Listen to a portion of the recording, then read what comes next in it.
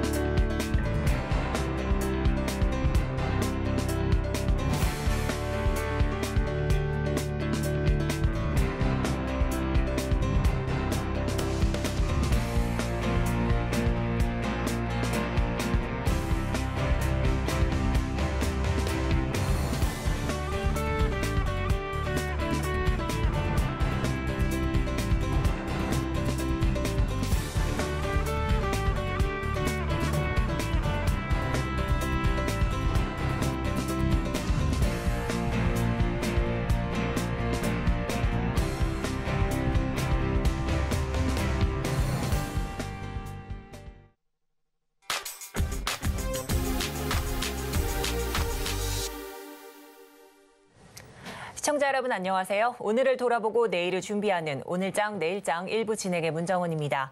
오늘은 최근 화두로 떠오르고 있는 업황 그리고 투자자분들께서 가장 궁금해하시는 업계 바로 제약바이오 산업에 대해서 자세한 이야기 전해드리는 시간 준비했습니다. 이 방송 보시다가 궁금한 사항 있으시다면 언제든지 유튜브 댓글로 남겨주시기 바랍니다. 이 유튜브 채널에서 서울경제TV 검색하셔서 들어오시면 실시간 댓글 참여가 가능하니까요. 많은 참여 부탁드립니다. 자, 이제 오늘장 내일장 일부 오늘 제약바이오 긴급 진단 시간을 마련을 했는데요. 이 긴 부진을 겪던 제약바이오 업황에 대한 관심이 다시 폭증하고 있는 상황입니다.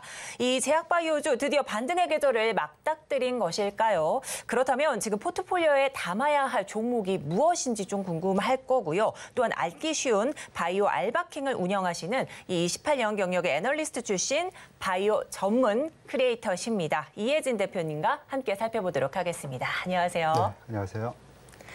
네, 이제 오랜 부진을 딛고 제약바이오가 이 4월 들어서 좀 회복세를 보이고 있는 상황입니다. 저희가 준비된 화면 한번 보도록 하겠습니다. 자, 이 주요 제약바이오 기업들 이 시가총액만 따져봤을 때도 지난해 9월 이후 7개월 만에 가장 높은 수준을 좀 기록하고 있는 상황인데요. 대표님, 그렇다면 그동안 이 바이오 업계 발목을 잡고 있던 건 과연 뭐였을지도 궁금하고요. 이제 좀 그것에서 좀 벗어나는 국면일까요? 네, 가장 제약 바이오를 짓눌렀던 부분은 인플레이션에 따른 금리다 이렇게 말씀드릴 수 있는데요. 자금을 빌려서 연구개발하는 바이오텍에는 네. 비용 상승이 상당히 크게 영향을 줄 수밖에 없습니다. 그래서 금융비용이라든가 아니면은 인건비 부분이 거의 50% 이상을 차지하고 있기 때문에 네. 이런 부분도 그렇고 그다음에 향후 먼 미래에 약을 개발을 해서 현금 흐름이 나오는 것을 할인해서 평가해야 하는데 네. 그때 그 금리 상승은 할인율을 올리는 그런 역할을 해서 네. 전체 기업 가치를 떨어뜨리게 합니다. 그래서 1%의 기준금리가 올라갈 때 전체적으로 15%의 그런 기업 가치에 영향을 주니까 네. 금리가 주는 타격은 상당하다 이렇게 볼 수 있고요. 네. 금리가 저점에서 3% 정도 상당히 빠른 속도로 올라왔기 때문에 충격을 준 것은 맞다 이렇게 이제 봐야 될 것 같고요. 네. FRB가 이제 금리를 인상하는 부분이 거의 막바지에 치닫고 있기 때문에 그쵸. 어느 정도 금리가 줄 수 있는 그런 영향은 완화될 수 있다. 그리고 그런 기대감이 일부 반영되고 있다 이렇게 볼 수 있고요. 네. 그다음에 금리가 향후 본격적으로 하락할 것이다라는 그런 전망이 네네. 가시화될 때 그런 그 리스크도 본격적으로 회복할 수 있다라고 생각을 합니다. 네, 최근 이 제약바이오 업황의 발목을 잡았던 이 침체 요인으로는 금리 상승이다 이렇게 좀 꼽아주셨고 또한 금리 하락 전환이 가시화될 때 이 리스크 해소 국면에 좀 진입하지 않을까 이렇게 예상을 해주셨습니다. 자, 이제 4월 제약바이오 주가를 좀 견인했던 건 외국인과 기관들이었는데요. 이런 가운데 어제 막을 내린 이 4월 미국 암 연구 학회를 계기로 해서 제약바이오 주가가 또다시 상승할 수 있을 것이라는 분석도 조금 나오고 있는데요. 대표님, 이번 암 학회에서 가장 관심을 좀 받았던 기업은 어디였을까요? 네, 여러 기업들이 그 연구 주제를 가지고 발표를 했습니다. 그래서 대표적인 몇 개 기업을 소개해드리면 한미약품 같은 경우에는 면역 항암제, 그다음에 네. 이중 저해제, 그다음에 독특한 건 이제 메신저 RNA로 암 백신을 만드는 그런 초기 연구들을 발표를 했습니다. 네. 메신저 RNA 같은 경우에는 현재 그 같은 암 연구 학회에서 이슈가 되고 있는 모더나의 치료용 암 백신과 아주 흡사한 그런 그 연구다 이렇게 이제 볼 수 있는데요. 네. 모더나의 그런 그 치료용 암 백신하고 머크의 키트루다를 같이 병용했을 때 흑색종을 임상 이상에서 의미 있게 그 환자들을 치료하는 그런 데이터를 발표했고 네. 이번에 AACR에서도 그 데이터를 팔로우하는 그런 데이터를 추가로 했는데 44%의 그런 그 재발이라든가 그다음에 사망률을 낮추는 데이터를 지속적으로 보여주고 있습니다. 네.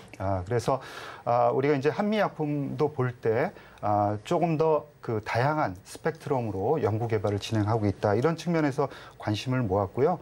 그다음에 오스코텍이라는 회사입니다. 이 회사는 암 성장과 관련된 그런 수용체 EP224라는 두 개의 이제 수용체를 이중으로 저해해서 특징적인 것은 암의 내성을 예방한다. 그래서 암이라는 것은 걸리면 다시 또 재발하는 그런 특성이 그렇죠. 있죠.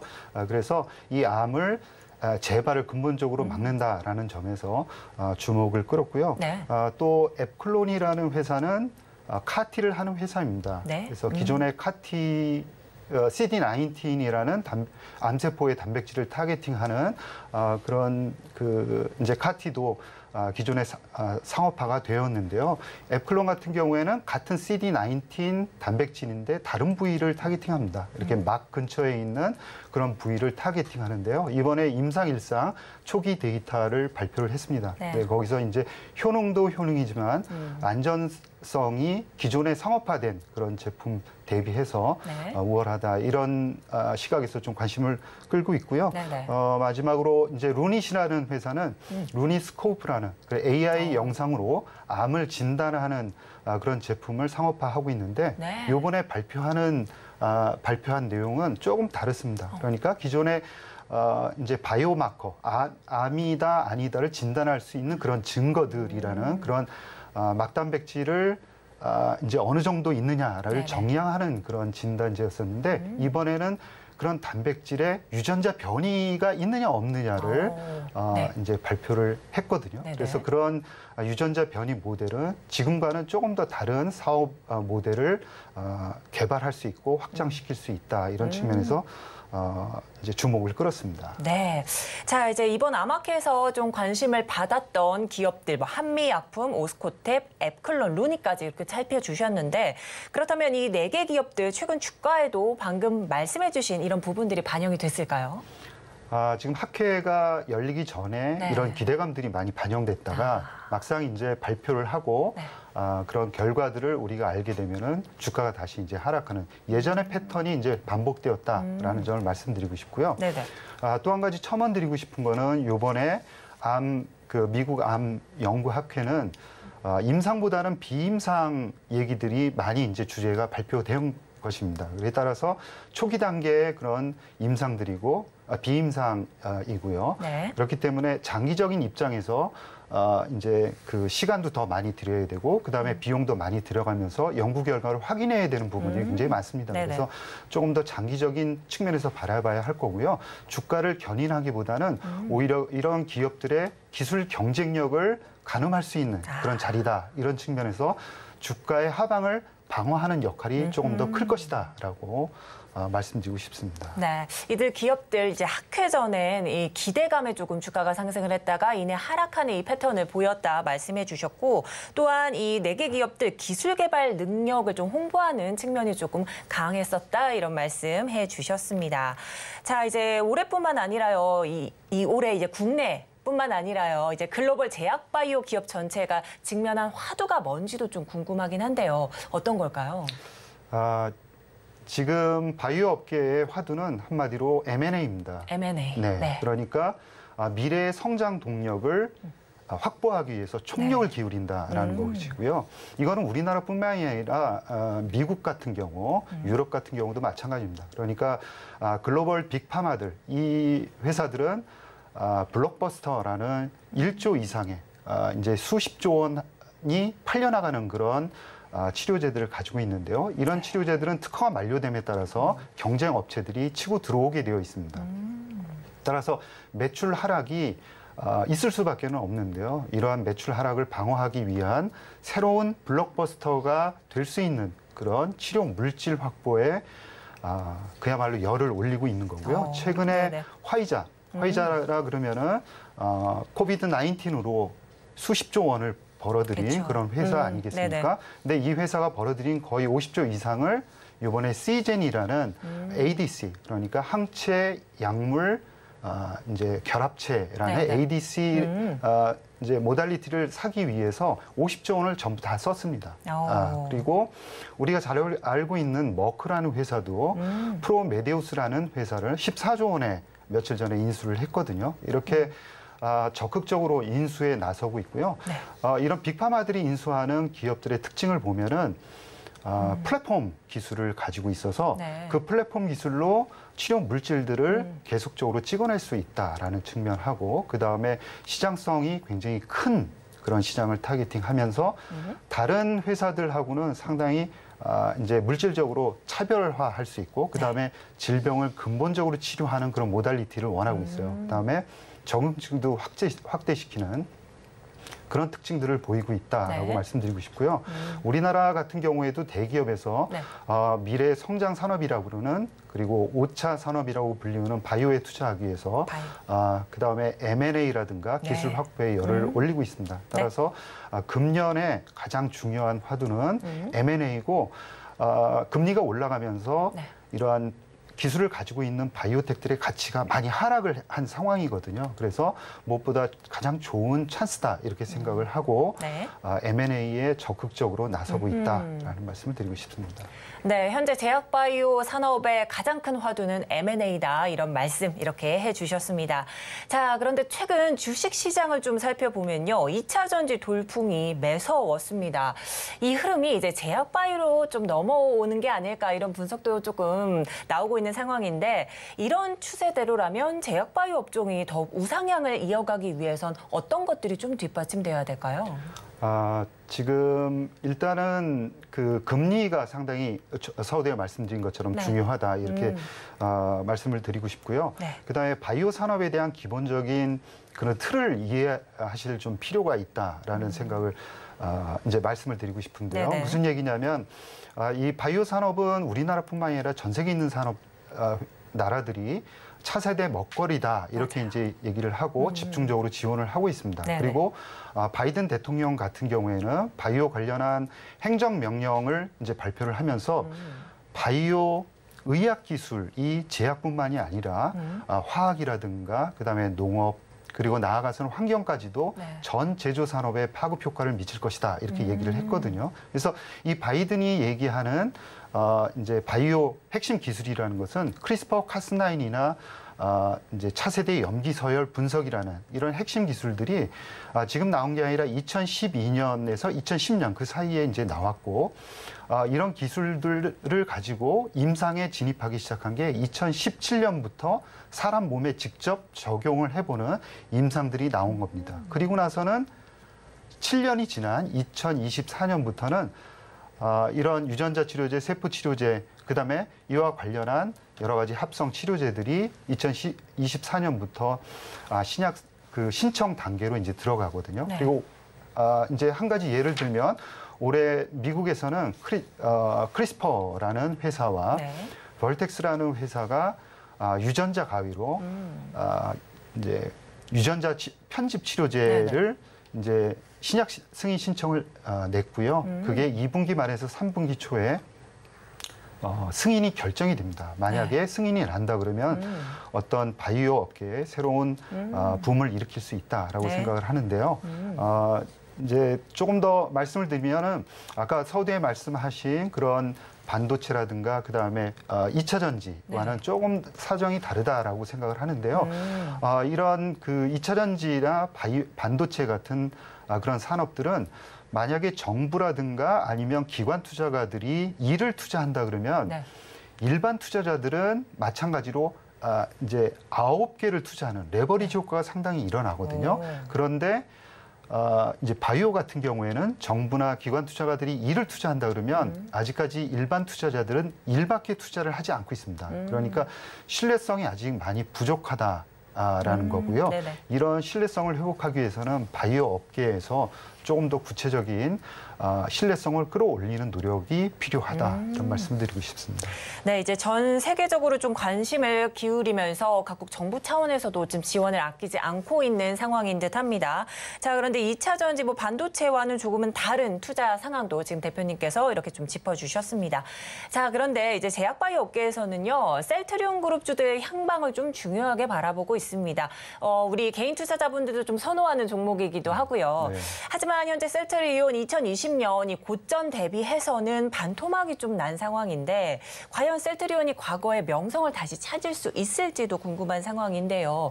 표로 한번 보시면 이렇게 셀트리온 신약 투자 현황도 좀 나와 있는데 자세한 설명 부탁드립니다. 네, 셀트리온의 주가가 이제 약하게 된 것은 2019년까지는 상당히 매출의 성장 속도가 굉장히 가팔랐고 이익 성장률도 가팔랐습니다. 그런데 2020년, 21년, 22년에 3년에 걸쳐서 이제 매출액 성장률이 둔화되는 그런 모습을 보였고 작년 같은 경우에는 일부 이제 이익이 줄어드는 모습도 이제 보였죠. 그래서 시장에서는 이제 서 회장께서 이제 경영에 복귀하시면서 그 이제 일성이 뭐였냐면 신약 개발 쪽에 집중적으로 투자를 하겠다 이렇게 이제 말씀을 하셨고요. 근데 그 전에도 이전에도 이제 셀트리온은 신약 개발을 위해서 그런 신물질을 확보하기 위한 여러 가지 노력들을 많이 해왔습니다. 그런데 서 회장께서 이제 복귀를 하시면서 달라진 모습은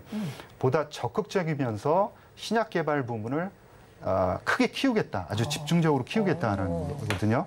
이게 셀트리온의 사업 구조를 보면은 바이오 시밀러가 있고, 그다음에 케미컬 부분이 있고, 신약 개발 부문이 있습니다. 그런데 2030년까지 집중적으로 이 신약 개발 부문을 키우겠다라는 분명한 경영 전략을 이제 선포를 하신 거고요.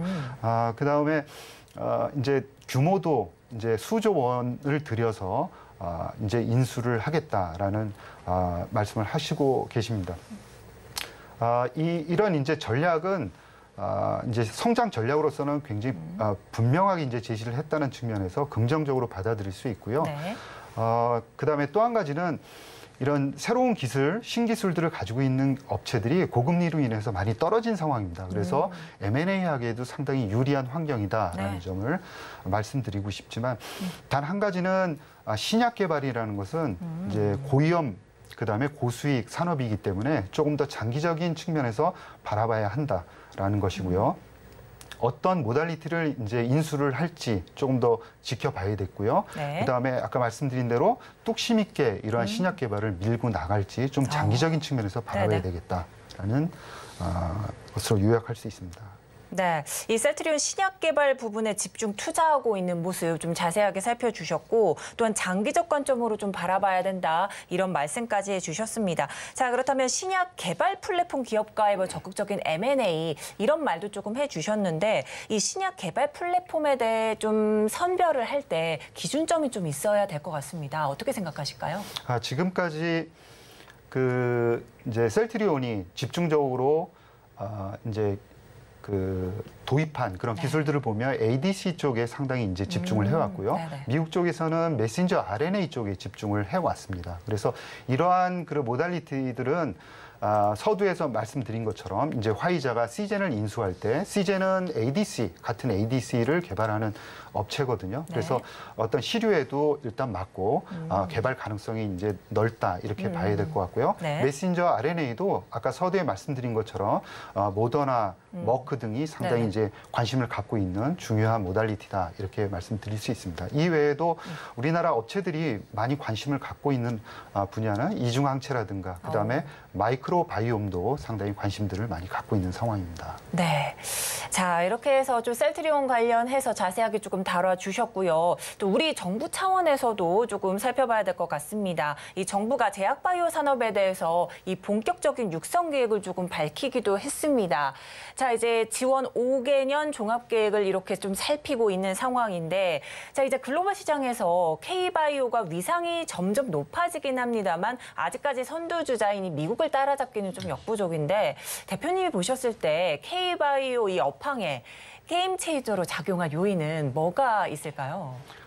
지금 이 판을 바꾸기에는 벤처 업체들, 바이오 벤처 업체들의 상황이 그렇게 노곤하지는 않습니다. 그래서 고금리로 인해서 자금에 상당히 목말라 있습니다. 그러니까 쉽게 얘기해서 자금이 돌지 않고 있고요. 이거는 우리나라뿐만이 아니라 글로벌리 마찬가지 현상이 벌어지고 있고 바이오 기업 중에 IPO하는 기업들도 상당히 드뭅니다. 그래서 지금은 거의 정체기에 들어가 있다라는 말씀을 드리고 싶고요. 우리나라 바이오 업계가 전 세계에서 차지하는 각 분야별 그 이제 비율을 보면 글로벌리 한 2% 내외 정도밖에는 되지 않습니다. 그래서 이제 IT라든가 자동차, 기타 산업들 보면은 그 위상들에 비하면은 너무나도 미미하다 이렇게 이제 볼 수 있고요.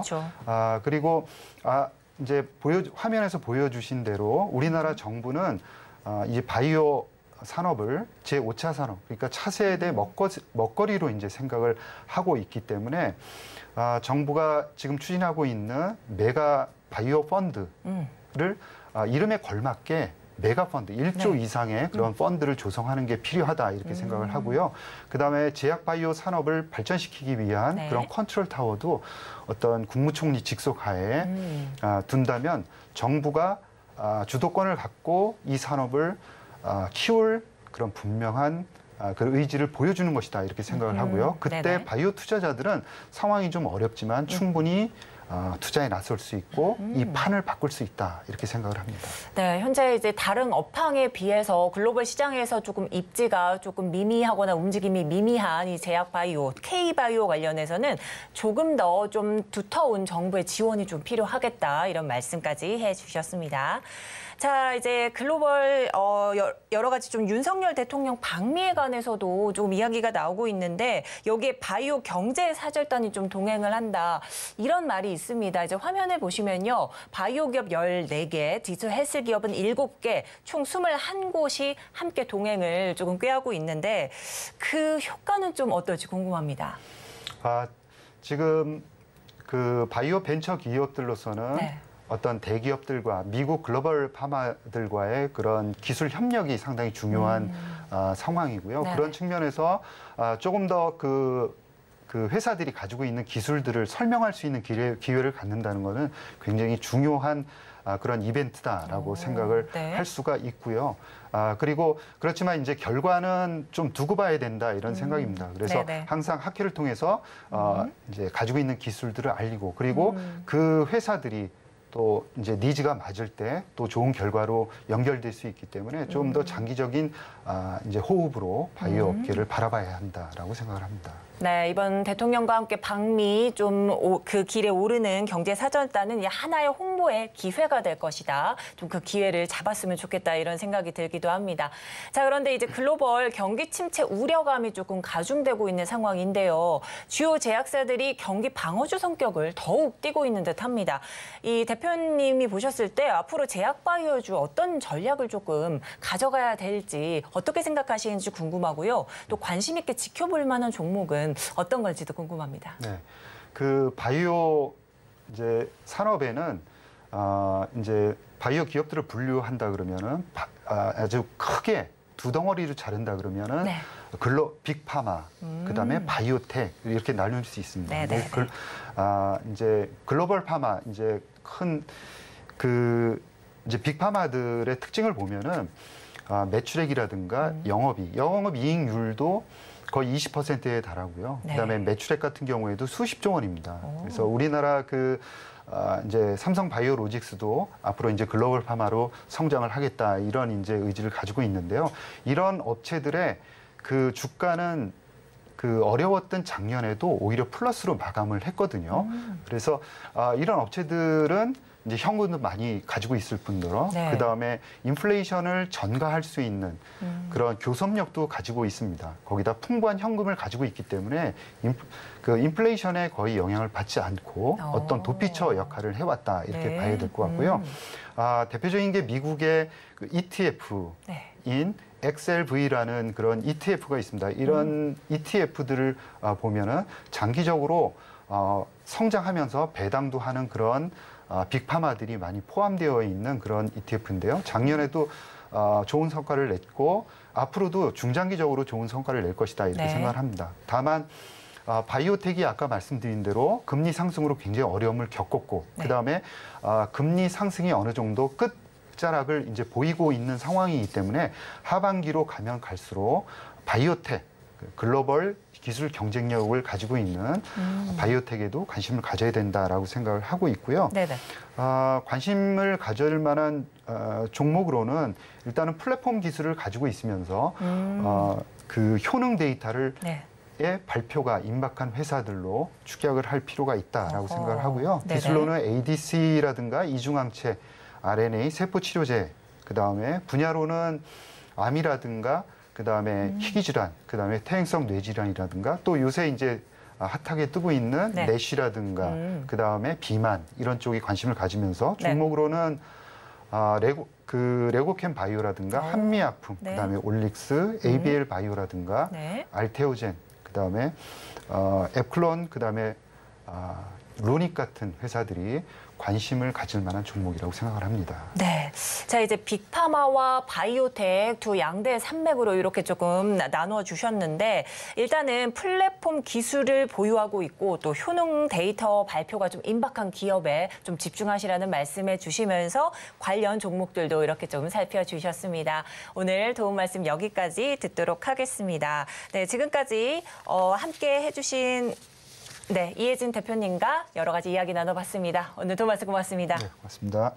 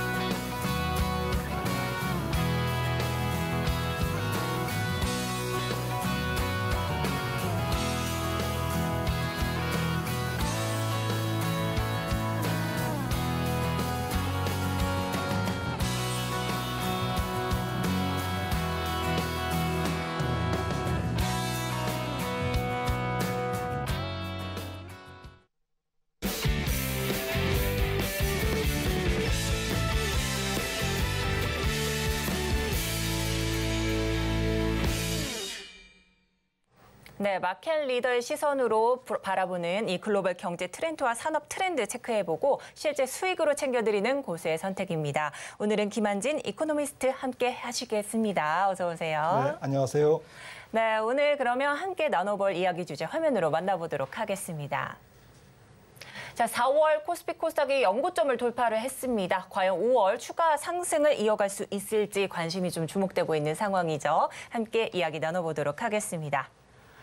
자, 이제 박사님과 이야기 자세하게 나눠보도록 하겠습니다. 미 인플레이션 우려감이 다시 조금 고개를 들면서 이 미시간 대학이 최근 발표한 기대 인플레이션이 전월보다 상승을 했습니다. 지난해 11월 이후 최고치를 보이기도 했는데요. 이 기대 인플레이션 박사님은 어떻게 보셨을까요? 네, 5월 3일 연준의 통화정책 의사결정을 뭐 2주 앞둔 시점에서 지난주에 미시간 대학에서 다달이 기대 인플레이션을 내놓는데 네. 3.6에서 4.6으로 1년 기대 인플레이션이 올랐어요. 기대 인플레이션이 올랐다는 얘기는 시장에서 일반 국민들이 네. 앞으로 물가가 좀 더 오르겠는데? 라고 이제 생각하는 이제 좀 방향성이거든요. 맞아요. 방향성이 조금 더 인플레이션 쪽으로 오히려 조금 더 강화됐다. 그리고 5년 장기 기대 인플레이션은 지난달과 똑같이 한 2.9%로 발표됐거든요. 그러니까 이상하게 기대 인플레이션은 이상한 게 아니라 네. 사실은 연준의 의사결정에 굉장히 중요합니다. 그리고 살짝 좀 그 방향성을 제시하는 데는 우리가 보는 하드 데이터라고 그러죠. 실제로 인플레이션 수치보다는 기대 인플레이션이 상당히 통화정책 의사결정자들에게 영향이 크다라는 측면에서 좀 가볍게 넘길 부분은 아닌 것 같습니다. 네, 그래서 그런 이유뿐만 아니라 지금 연준이 5월 2일에서 3일 사이에 있는 FOMC를 앞두고 네. 전체적으로는 컨센서스가 25bp 인상 쪽으로 완전히 기울어졌죠. 그렇죠. 네, 그래서 조금 통화정책이 살짝 5월까지는 인상이 불가피하다라고 네. 정리할 수 있겠습니다. 네, 자 이제 인플레이션으로 강화됐다라는 이런 의견들이 조금 힘을 싣고 있다 이런 말씀까지 해주셨는데 이 기대 인플레이션 상승에 이어서 미 주요 경제 지표들도 강세를 보이는 모습입니다. 자 연준의 행보가 더욱 궁금해지고 있는 상황인데요. 자 이제 뒷 화면에 보시면요, 이 패드 워치 조사에 따른 이런 결과들도 있습니다. 이 연준이 동결을 택할 가능성이 가능성은 22% 정도고 여기에 또 인상 0.25% 확률은 더욱더 좀 높은 수치를 나타나고 있는데 이렇게 된다면 연준이 과연 이 시장의 예상대로 다음 달 0.25%포인트 인상을 하게 될지 앞서 살짝은 살펴주셨는데요. 어떻게 생각하실까요? 네, 지금 뭐 5월 3일 FOMC 인상은 베이비 스텝 인상은 뭐 거의 기정사실로 받아들여지고 그렇죠. 있고요. 시선은 사실은 6월 14일 날 차기 FOMC에서도 25bp 인상 가능성이 지금 말씀하신 CME 패드워치 시장에서 20%가 살짝 넘고 있어요. 지금 뭐 한 2주 전만 해도 제로였거든요. 네. 그러니까 뭐 기대 인플레이션 말씀 나눴습니다만 기대 인플레뿐만 아니라 여러 가지 인플레 정황을 나타내는 뭐 고용 지표라든지 소비 지표라든지 이런 데이터들이 연준으로 하여금 뭐 좀 두 다리 뻗고 편하게 잘 수 없게 만드는 그러한 맞아요. 지표들이 네네. 인플레이션의 압력을 높이는 신호를 보이는 그런 지표들이 적지 않게 지금 발표되고 있다라는 것이고요. 그런 측면에서 뭐 6월 중순에 FOMC까지 추가 인상, 그러니까 뭐 그때 인상하면 5.50%가 됐거든요. 네. 미국의 기준금리가. 저는 이제 그렇게는 안 보고요. 아마도 5월 3일 통화정책이 마지막 금리 인상 결정이 되지 않을까 네. 저는 조심스럽게 그렇게 보고 있습니다. 네, 이 5월 FOMC가 이제 마지막 금리 인상으로 조심스럽게 점쳐주셨는데 그렇다면 이제 6월부터는 동결이라고 보고 계실까요? 네, 그렇습니다. 자, 이런 의견을 조금 나눠주셨는데 이와 함께도 유가도 체크를 해봐야 될 것 같습니다. 또 일각에서는 2분기 유가가 이 $100 선까지 오를 수도 있다라는 예측도 내놓기도 했는데 또 다른 측면에서는 그럴 가능성은 희박하다 이러면서 약간 갑론을박을 좀 펼치고 있는 상황인데요. 박사님께서는 앞으로의 유가 흐름 어떻게 보시나요? 네, 오펙 플러스가 지난 10월에 감산을 단행했고 그리고 지금 지난달에 또 추가 감산을 했지 않습니까? 그러면서 전 세계 수요의 한 뭐 다 합치면 한 3.6%, 4% 가까이 많은 양의 감산을 지금 진행하고 있는데 그쵸. 제가 뜯어보니까 실질 감산은 3.6%까지는 아닐 것 같더라고요. 네. 왜냐하면 이미 생산 설비가 부족해서 실제로 감산해서 지금 뭐 이렇게 생산하는 양이 조금 있기 때문에 이미 감산이 있기 때문에 기술적으로 그래서 이런 부분 때문에 실질적인 감산은 3% 아래일 것 같아요. 네. 그래도 3%는 굉장히 큰 거죠. 전 세계 석유 수급은 굉장히 타이트하게 움직이기 때문에 한 2, 3%만 조금 부족이 생겨도 굉장히 영향을 많이 줍니다. 그런 측면에서 지금 WTI 가격이 뭐 80불에서 이제 85불 사이에서 왔다 갔다 하는데 90불대 초반까지는 열어놔야 되겠다. 그러니까 감산의 영향이 아직까지는 있다. 특히 미국이 지금 6월부터가 드라이빙 시즌이지 않습니까? 그래서 조금 수요 측면에서도 6월, 7월까지는 조금 수요가 강할 것 같고요. 원유에 대한 수요가. 그리고 이제 가을로 들어가면서 동절기 전에가 이제 비수기이기 때문에 조금 다시 또 하반기 들어서는 유가가 좀 주춤할 것 같습니다. 실질적인 감산 효과는 있지만 지금 하반기에는 전 세계 경기가 상반기보다는 조금 주춤할 수 있다. 미국을 비롯해서 여러 나라들이 그런 측면에서 하반기에는 원유에 대한 수요 자체가 조금 줄기 때문에 결국 원유는 뭐 잘 안 내려가지만 그렇다고 일각에서 얘기하는 뭐 골드만삭스 같은 경우는 굉장히 높게 보고 있거든요. 그렇게 일부 IB들이 얘기하는 것처럼 뭐 $110, $120 이렇게 좀 정말 끔찍한 유가가 다시 가지는 않을 것 같다라는 저는 생각을 해보고 있고요. 어쨌든 수요 자체가 좀 둔화되는 추세이기 때문에. 네, 그렇습니다. 자, 이제 오펙 감산의 영향이 아직은 남아있기 때문에 이 때문에 상승 압력이 아직까지는 조금 작용할 것 같다 말씀해 주셨지만 $100 선까지는 좀 무리가 있겠다 이렇게 좀 분석을 해주셨습니다. 자, 그런데요, 이제 또 연준이 베이지북을 좀 발표를 했습니다. 자, 이제 화면을 함께 보시면 미 경제 특별한 변화는 없다. 이 SVB 사태 이후 은행권 대출 기준이 조금 강화됐다라고 말하면서 이 부분, 이 대출이 좀 줄었다는 소식 때문에 긴축 우려가 다소 완화될 가능성을 좀 시사하는 것 같기도 한 이런 좀 의견을 좀 내놨습니다. 또한 이뿐만 아니라 지난 3월에는요. 연준 FOMC 의사록에서는 하반기 완만한 침체를 좀 예상을 했지 않습니까? 하지만 좀 제닛 옐런 장관은 이와는 좀 반대 의견을 좀 내놓은 듯합니다. 최근 추가 금리 인상이 불필요할 수도 있다고 밝히면서 경제 연착륙 가능성도 좀 언급한 듯한데요. 이렇게 또 연준, 이 옐런 장관이 평행선을 달리는 이유는 어디에 있을까요? 네, 항상 뭐 정부 측 인사는 뭐 조금 경기 부양적 자세를 취하죠. 네, 그렇죠. 그리고 나쁜 얘기는 안 하고 네. 항상 이제 경기 쪽에 우호적인 얘기를 합니다. 네네. 왜냐하면 뭐 한마디 한마디가 이제 소비 심리라든지 실제로 기업의 행동에 영향을 미칠 수 있기 때문에 조금 좋은 얘기를 하죠. 그래서 그렇죠. 좀 액면 그대로 받아들일 필요는 없는 것 같고요. 네네. 미국이 어쨌든 뭐 연준이 독립성이 어느 정도 있는지는 모르겠지만 네. 연준이 지금 말씀하신 이제 그 FOMC를 2주 앞두고 네. 발표되는 베이지북 이게 이제 연준 위원들이 이걸 공부하고 네. 2주 후에 이제 정책 의사결정장에 들어가는 거거든요. 그렇죠. 이제 그런데 12개 관할 지역이 있는데 9개 지역이 큰 변화가 없다라고 이제 보고서에 써 있었고요. 네네. 그리고 뭐 조금 대출 말씀하셨듯이 네. 은행들의 대출이 살짝 긴축적이다. 그러니까 대출을 좀 줄이고 있다. 네네. 그리고 가게나 기업들이 대출 수요가 좀 줄고 있다. 이렇게 지금 명시했습니다. 네. 그런 측면은 이제 제닛 옐런 장관이 얘기했듯이 은행들이 조금 긴축을 하고 있기 때문에 대출을 조금 줄이고 있기 때문에 네. 연준이 불필요하게 과잉 긴축을 했을 때 하반기의 경기가 오히려 뭐 불필요하게 쓸데없이 나빠질 수 있다.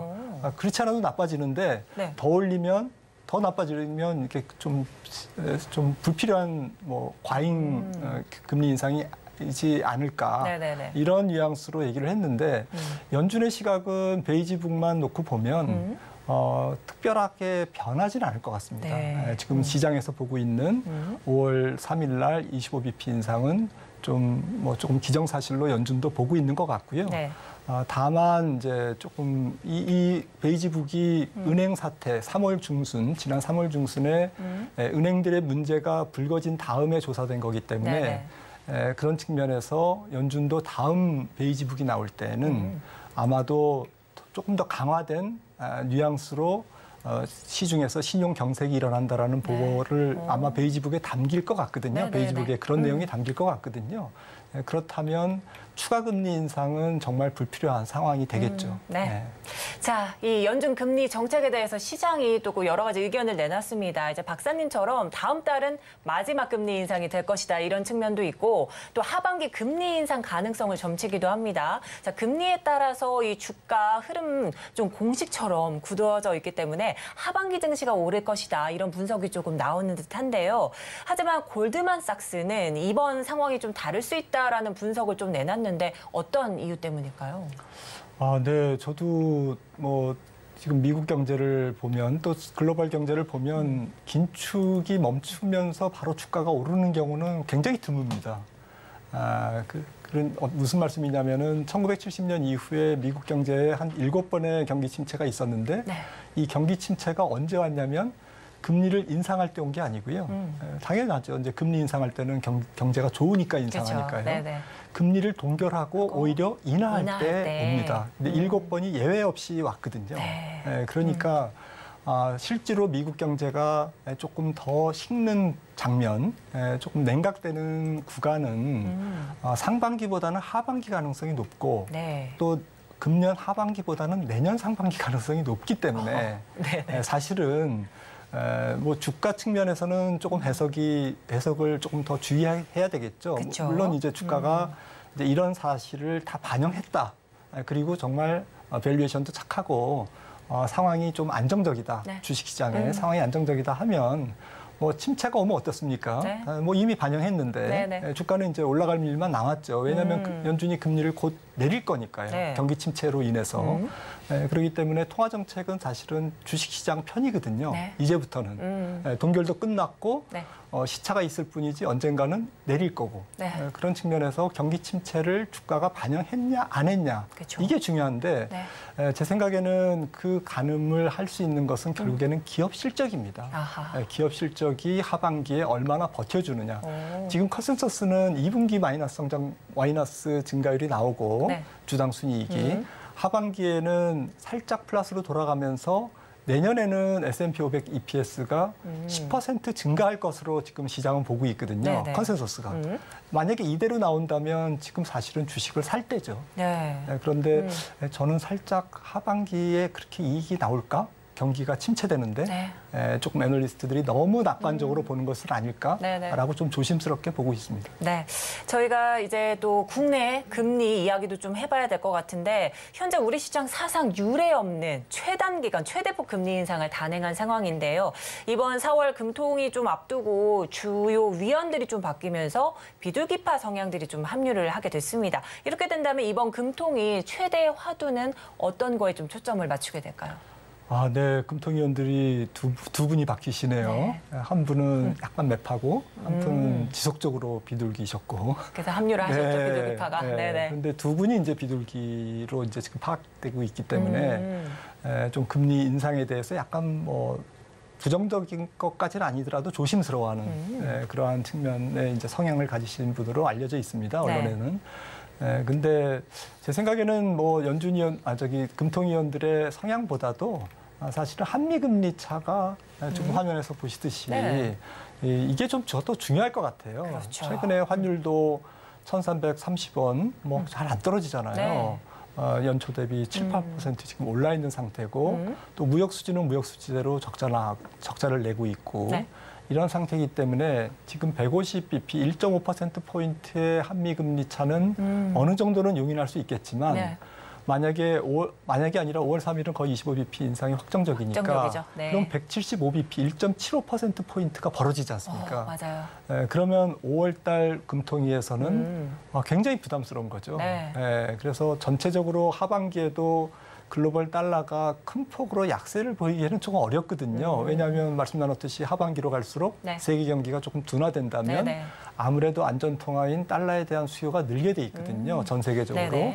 그렇다고 보면 달러 인덱스도 큰 폭으로 약세를 안 가는 상태에서 하반기에 우리나라의 무역수지 개선폭도 제한적이라면 한미금리 차가 그런데 175bp다? 굉장히 환율 쪽에서 굉장히 부담스러운 한은의 입장이 되는 거죠. 그런 측면에서 저는 5월 달은 몰라도 7월 달에는 금리 인상을 할 수 있다라고 저는 생각을 합니다. 네, 그렇습니다. 자, 이렇게 해서 기준금리 이런 차이까지도 살펴주셨는데 자, 이런 외국인들이 좀 중요한 시장이긴 하지만요. 최근 국내 시장 견인했던 건 개인 투자자와 또 2차 전지들입니다. 자, 그렇다면 이제 앞으로 5월부터 좀 시장을 크게 이끌어갈 섹터는 뭐라고 보시는지 궁금한데요. 올해는 주도주는 없을 것 같고요. 시장이 박스권에서 좀 갇혀서 좀 지지부진하고 그래도 잘 버티는 쪽으로 저는 보고 있거든요. 그리고 하반기에 만약에 경기가 조금 안 좋아지면 한 차례 좀 전저점에 근접하거나 전저점을 테스트하는 장면, 약세장 국면도 있을 수 있다. 꼭 있다라는 것이 아니고 그런 측면에서 조금 주식 비중을 조금 100% 가져가는 전략보다는 일부 현금 유동성을 가져가면서 저평가된 종목들을 공략하는 약간 여유 있는 포트폴리오 전략이 좋지 않을까라고 생각을 하고 있고요. 그런 측면에서 조금 집중적으로 전체적인 종목들이 산업이 다 오르는 건 아니고 주도주도 없기 때문에 또 특정 업종, 특정 종목으로 쏠림 현상이 클 것 같아요. 외국인들은 삼성전자를 계속 산다든지 또 개인들은 2차 전지를 계속 조정 보일 때마다 매수를 한다든지 이렇게 좀 특징을 보이면서 특정 업종 섹터 쪽으로 집중화되는 성향이 있기 때문에 투자자분들도 이미 조금 오른 종목들은 조심스럽게 대응하지만 조정 시에는 좀 2차 전지 같은 경우도 한번 다시 또 랠리가 있을 수 있다고 생각을 하기 때문에 좀 적극적으로 생각을 해보실 필요가 있고요. 네. 그리고 방산, 그리고 엔터테인먼트, 네. K 컨텐츠죠. 그리고 신재생, 네. 그리고 IT 쪽에서 부품 소재는 네. 시스템 반도체 투자가 계속 전 세계적으로 일어나기 때문에 네. 소재 장비 부품들이 지금 매출액이 늘고 있거든요. 수주도 늘고 있고. 그래서 이미 시장에서 많이 올랐습니다. 그런 중견기업들 IT 부품 쪽에서 반도체 장비 소재. 그리고 마지막에 이제 활용 점정이 삼성전자인데 네. 삼성전자는 이제 반도체 경기 사이클이 언제 돌아서느냐. 만약에 연말 돌았으면 지금부터 사야죠. 네. 왜냐하면 주가는 빨리 움직이니까. 하지만 지금 추세는 뭐 아무도 모르겠지만 제 생각에는 연말에서 약간 연초 쪽으로 이연되는 분위기예요. 전 세계 경기가 조금 약간 슬로우되고 있기 때문에 그런 측면에서 조금 천천히 접근해도 되겠다라고 생각을 합니다. 네, 오늘 도움 말씀 여기까지 듣도록 하겠습니다. 지금까지 김한진 박사님과 함께했습니다. 오늘 감사드립니다. 네, 오늘장 내일장 1부도 마칠 시간이 됐습니다. 저희는 잠시 후 2부로 돌아오겠습니다. 함께해 주신 여러분 고맙습니다.